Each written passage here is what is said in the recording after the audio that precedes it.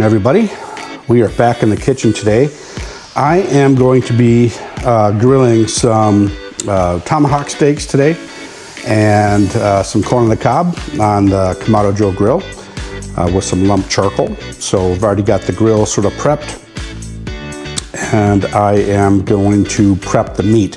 Now it's late afternoon. This house is a little dark because we have all the shades pulled. It's supposed to be 96 today. Currently 84, so we're trying to stay a little cool. Probably be in and out of the pool while I'm cooking this, since the grill is going to be about 500 degrees. So I'm going to get this started by getting this unwrapped, and we'll get our seasonings prepped. As you can see, these things are thick, honking pieces of meat. So pick these up at Hy-Vee. Typically go to meat markets, but Hy-Vee has some good stuff now and then. So these are both a couple of pounds a piece. And I'm just going to use our Blanco Matt Pittman spice. It's basically salt and pepper and a little bit of garlic. And then I'll top it off with some Montreal seasoning. So I'll get that started.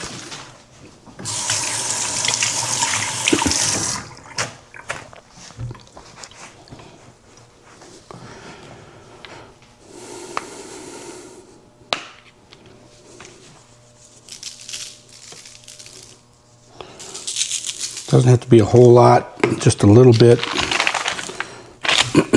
And then I'm going to do, I'll do the edges with the Montreal, get those nice and done. But just a little bit of this, and then finish everything with the old Montreal seasoning.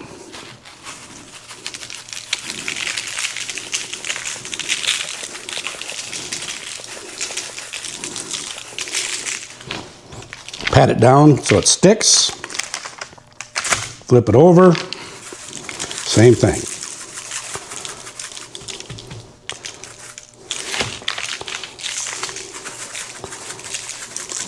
And I'm prepping this early because I like to get my meat to temperature quicker. If you let it sit on the counter a little bit, you'll bring that temperature down so it's easier to get to your desired temperature. That's looking pretty good. Get the edges, because who doesn't like cutting in to a piece of steak with seasoning all around it.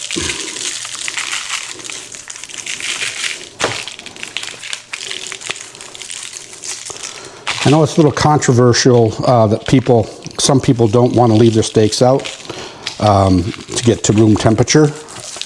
But I'll do that a lot, actually. I've never had a problem with that. Leave them covered, but that's it. So there's the steaks ready to go. They'll be going on the grill here in a couple hours. And I will bring you out to the grill when we get ready to do that. But these are going to be a little longer cooked since they're so thick. But what I plan to do is sear them on each side for, a minute and a half each, maybe 2 minutes each. And then what I'll do is I'll put them on indirect heat until the internal temperature gets up to be about 125. And then I'll pull them, let them rest for 10 minutes, and they'll be perfect. So, okay, back in the kitchen here. I've been outside doing chores with the net, and it's 90 plus degrees outside. And I thought I'd come in and get the corn prepped to go on the grill. So what I've done is I've taken corn on the cob and just put basic corn on the cob in a bag here. And then what I do is I take some olive oil and put a good drizzle in there, just because you're going to want to have that as a binder for your spices. So what I do then is zip that up, and I just sort of roll the corn around so it gets covered nice If I can get this bag to work. There we go. So roll it around so all the corn gets covered with that olive oil. And then what I do is you can use salt and pepper and just salt and pepper only. I'm going to use a couple of different things. I'm going to use some Blanco, which is Matt Pittman's meat church stuff. So it's just salt and pepper and some garlic, I think. And then I'm also going to add a little bit of fajita, again by Meat Church. Sprinkle some of that in. You can put a lot if you like. I don't like a lot, just like to give it a little hint of something.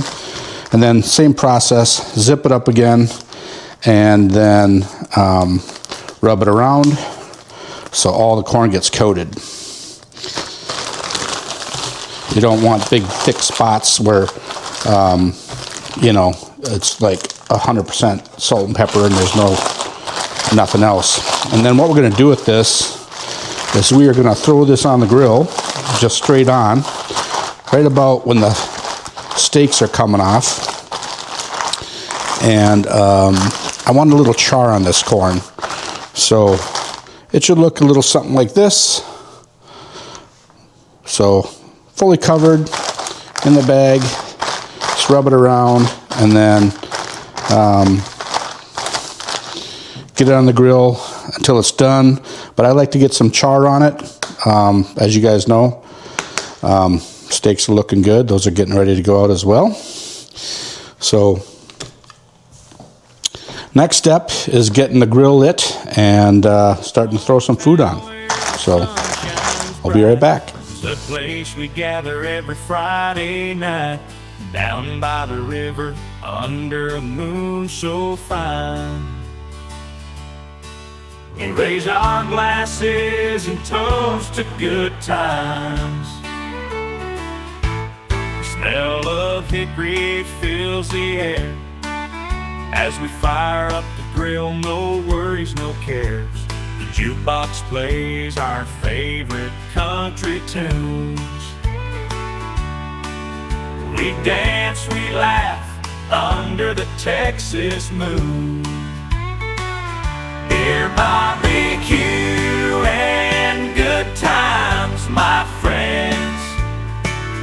Nothing else. Okay, as you can see, the grill is between 600 and 700, so I think I can get a pretty good sear there. So I'll set the camera down here, and what I'm going to do is throw these steaks on for probably a minute and a half each side to get them seared. So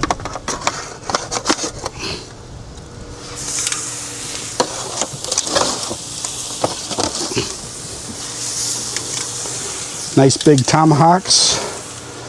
Cut the bone off. Hey Siri, set timer for 1 minute 30 seconds.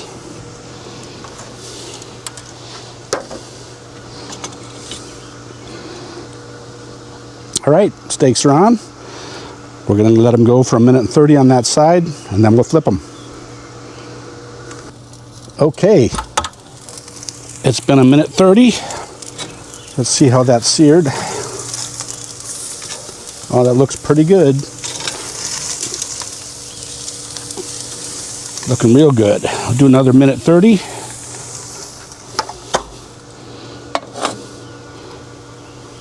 Hey Siri, set timer for 1 minute 30 seconds. Okay, it's been another 1 minute 30. Now I'll get these going the other direction.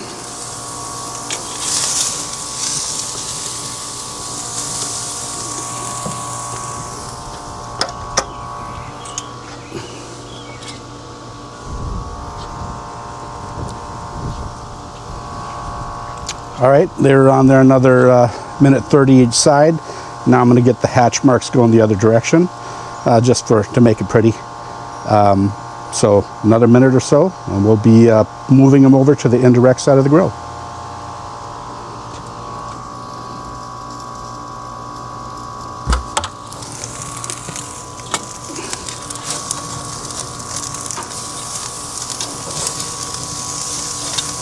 Look at that, looking good.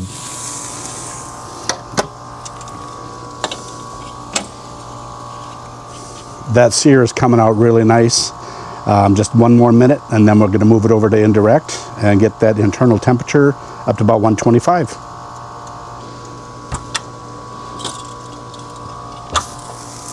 All right, I think they're ready to be moved. So we'll get them off the flame here. And now we'll get that internal temp up. Let's check them real quick.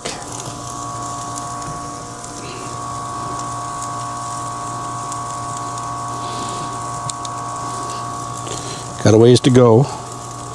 These are thick pieces of meat, so they're gonna cook for a bit. And I will let them sort of come up to temp for a little bit, and then I'll get the corn, throw it on the grill. Okay, I just put the corn on. Sorry about the air conditioner noise. But as you can see, the corn's going on. We're gonna let that get a little charred. Steaks are almost ready to come off. They're about 118, and we're going to get them up to about 125. So just got to keep playing with the corn, keep turning it, especially when it's on high heat. Get your char and take it off. So we'll keep going. Okay, we're going to get these plated. We just took them off the grill, taking some herb butter, putting it on the plate. So one for each steak, and then we're going to set the steak on the plate so it can rest. I might need to buy bigger plates.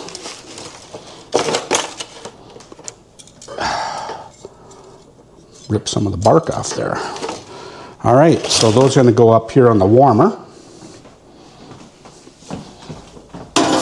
and they'll sit there until the corn is done. So about 10-15 minutes. All right, you're gonna check on the corn. All right, she's starting to look good there. As you can see, getting a little browning, little char on that corn. That's what you want. You don't need it to have it all over like that, but a nice spot or two, that's gonna be delicious. So it's getting pretty close. Pulling the corn, she's done, looking delicious.